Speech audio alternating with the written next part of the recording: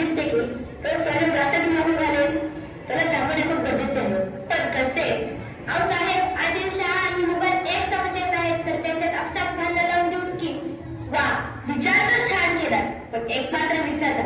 दोघांचीही लष्करे लढतील ती स्वराज्याच्या धर्तीवर आणि यात लढली जाईल ती सामान्य निष्पाप जनता. आणि मग मुघलशाही आणि स्वराज्यात फरक तो कोणता? त्यावेळी त्यांना स्वराज्याकडे ठेवले तर जास्त फायदेशीर. अहो साहेब, आम्ही मोठ्या चित्रपीने पणावर जाऊ. आम्ही गावून पळतोय हे पाहून त्याला चेव चढेल, तो आमचा पाठलाग करेल. आम्ही पणाला जाऊ, पणाला धुपसा घडावे. विचार तर नामी आहे शूदा.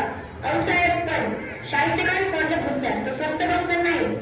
ते सर हाल करेल तेही भयंकर. शाहिस्तेखानास आम्ही पाहून घेऊ.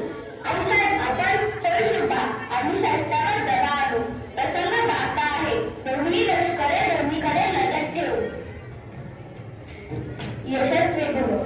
अशी युक्ती ना आम्ही लढविली, अशी युक्ती ना आम्ही लढविली, जिजाऊंनी पाठ राखण केली. सैन्य दलाची हालचाल झाली आणि पन्हाळ्यावर कूच त्यांनी केली. आणि महाराज पन्हाळ्यावर पोहोचले. महाराजांचा अंदाज अचूक ठरला. सिद्धी स्वराज्याकडे न जाता पन्हाळ्यालाच वेढा घालून बसला आणि बघता बघता 3 महिने निघून गेले. सिद्धी साहब, आखिर कब तक आना की बैठेंगे? फाजल, उस शिवा के बच्चे को कभी ना कभी तो बाहर आना ही होगा. आखिर यहाँ रसद रोक के जो बैठा है, सब खत्म होते ही बाहर आएगा. तब तो आमना सामना होना ही है. तब उसे दिखाऊंगा इस जौहर के शमशेर का कमाल. इंशाअल्लाह.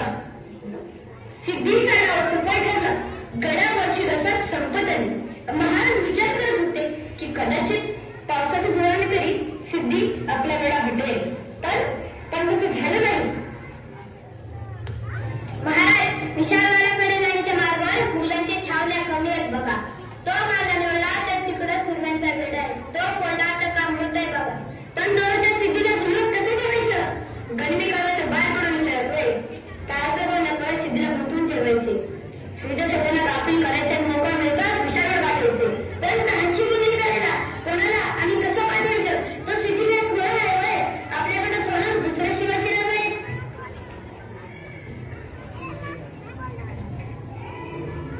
मी होतो शिवाजीराव. तसं लोक म्हणतात, शिवा तू तर राजासारखा दिसतोस, फक्त कपड्याचा राजच तर काम आहे. अरे शिवा, तू शिवाजी होणार मोठा आहे का? मरण म्हणता सागर. अहो, मरण तर केव्हा बी आहे, पण शिवाकाशी जो मेले त्यातून शिवाजी राजा मेलेल्या कवीचं नशीब आहे राजा. अशा मावळ्यात तो शिवा, अशा मावळ्यात तो शिवा, दाहाचा गाणं सांगावा, डोक्यात लढवी ती कावा, सिद्धीला असंच चकवावा. महाराजांनी सिद्धीला चकवण्यासाठी दहाचे भोले करायला एक माणूस पाठवला आणि मग शिवाकाशीत शिवाजी महाराज बसला. आणि मग ठरल्याप्रमाणे तसा वेश त्याने घातला, तसा वेश त्याने घातला, हो तसा वेश त्याने घातला, तसा वेश त्याने घातला. गोटात गेला जान त्याची नसे हो सिद्धीला, करील कुणी कल्पना युक्तीला, प्रति शिवराया तेथे आला जी जी जी. पण फाजल खानानं त्याला ओळखलं आणि मग दैवाला तिथे दिला, दैवाला तिथे दिला. शिवाला त्याने ओळखला, शिवाला त्याने ओळखला. शिवसिद्ध असे मृत्यूला, शिवसिद्ध असे मृत्यूला. सरकंत काढलं कटारीला, सरकंत काढलं कटारीला. पोटात त्याने कोसकला, पोटात त्याने कोसकला. शिववेद त्याने कन्वला, शिववेद त्याने कन्वला. अरे हा सिद्धी, कसले मारा करतो तुला आता? मी सगळे होते, माझं काम फट्ट झालं.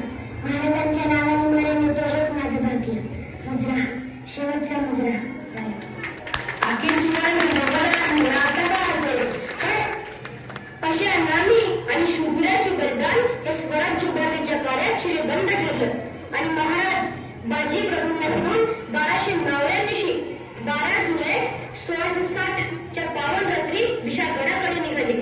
सबंध रात्र धावून सगळ्या नवल खूप थकले होते. बाजी संपूर्ण रात्र ट्रेन चढून ओढ फाटल्या आमच्या मावळ्यांचे. बाजी तुमची द्यावीच लागणार, कारण नावही गनिमेस आणि समोरही गनिमेस. त्यापेक्षा पाठलाग करणाऱ्या गनिमेस तेथेच होतो. निम्मे मावळे घेऊन आपण विशाळगड जाता. हा बाजी खिंड इथेच झुंजून ठेवेल. नाही बाजी, हे कसे शक्य आहे? या शिवाला आपल्या मावळ्यांपेक्षा स्वतःचा जीव का प्यारा? नाही महाराज, लाख विजय